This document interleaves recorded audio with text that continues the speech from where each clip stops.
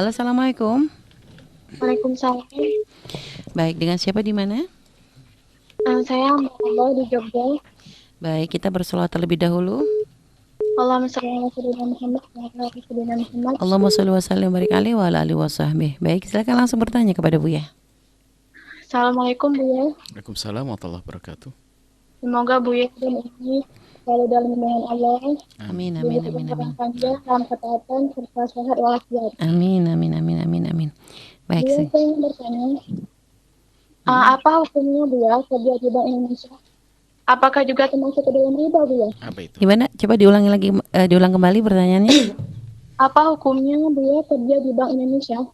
Kerja di Bank Indonesia. Apakah Baik. juga termasuk ke dalam riba Buya? Baik. Dan bagaimana cara kita berkunjung ke rumah saudara kita yang bekerja di tempat riba? Karena Baik. bisa jadi dia makanan yang disajikan itu kan dari gaji ribanya tersebut ya. Baik. Baik, cukup. Ya cukup.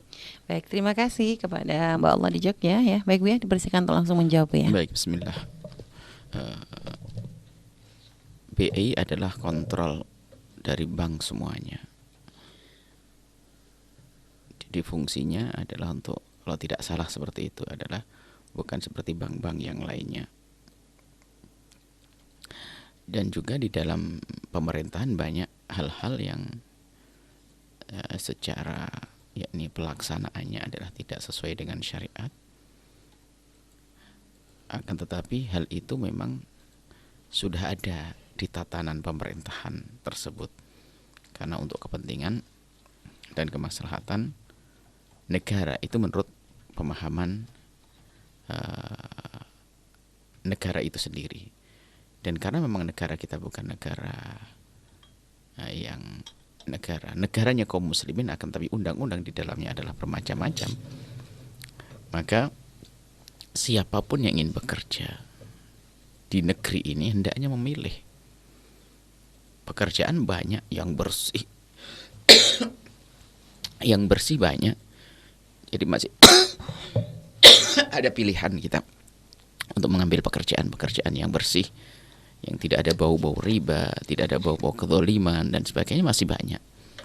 Termasuk ya di dalam urusan dunia perbankan, kalau Anda punya ilmu perbankan, maka alangkah indahnya kalau Anda membesarkan bank syariah itu.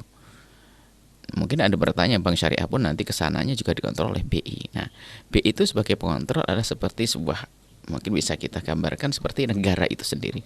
Itu sebagai bisa dijadikan perangkat negara untuk menjaga bank-bank yang ada di Indonesia, termasuk di dalamnya adalah bank syariah. Maka sebaiknya, hendaknya seseorang itu selagi bisa memilih pekerjaan, pilih yang bersih, tanpa ada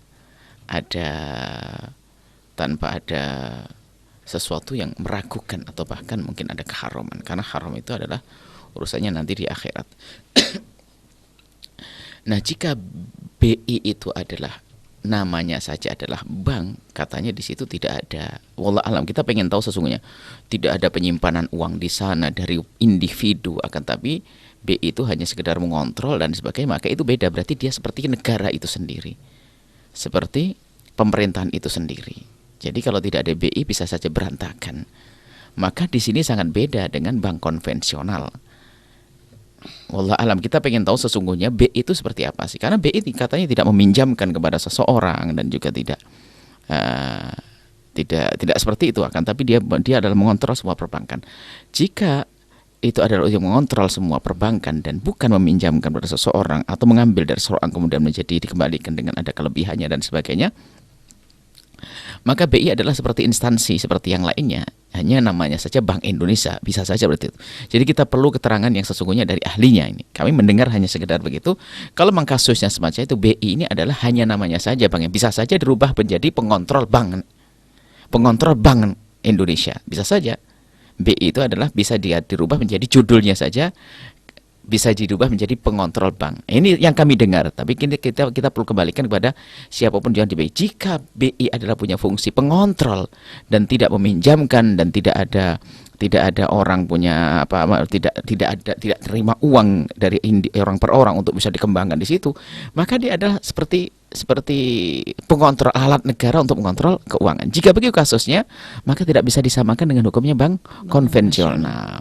Jadi di dalamnya adalah memang mengurusi, ya seperti halnya kalau negara kan ngurusi macam-macam, ngurusi usahanya orang yang macam-macam ini. Berarti ini sifatnya, berarti di dalamnya adalah ada bank syariat yang diurusi dan ada bank konvensional yang diurusi. Maka maksudnya adalah wilayah syubhat. Tidak bisa kita hukumi haram 100%. Dan juga tidak bisa kita katakan halal 100%. Maka orang beriman kalau ingin menghindar itu lebih bagus. Akan tapi karena ini penting, hanya gelarnya saja bank, tapi bisa saja dirubah menjadi pengontrol atau bagaimana. Itu jika jika benar kita pengen sesungguhnya. Jika ternyata definisinya sama dengan bank konvensional, ya nggak usah pertanyaan, jawabannya adalah jawaban untuk bank konvensional seperti itu.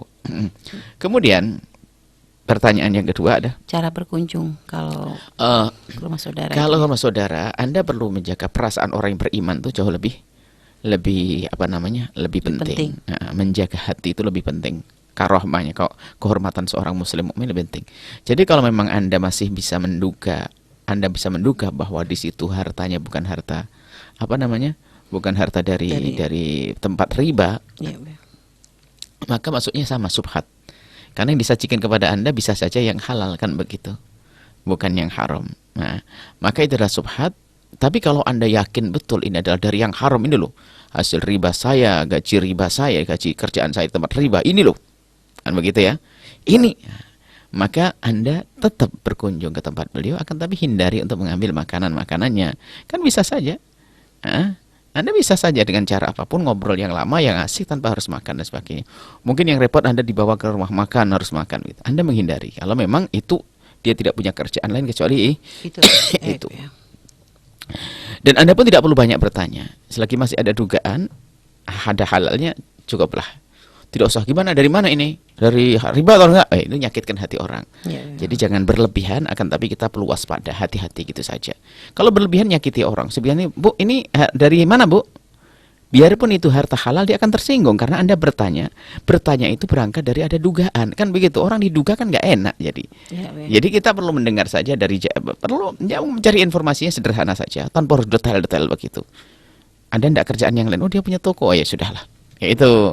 Jadi jangan setiap orang ditanya ini halal haram ini, itu bukan itu bertentangan dengan adab yang diajarkan Nabi, dan itu menyakiti hati seorang hamba Allah, maka itu juga dosa.